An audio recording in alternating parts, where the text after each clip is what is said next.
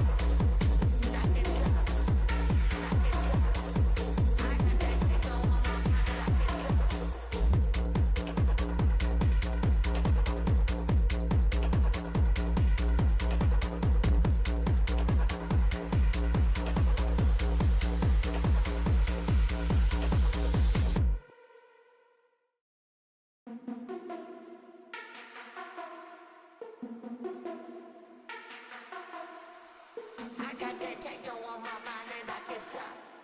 I got that techno on my mind and I can't stop. I got that techno on my mind and I can't stop. I got that techno on my mind and I can't stop.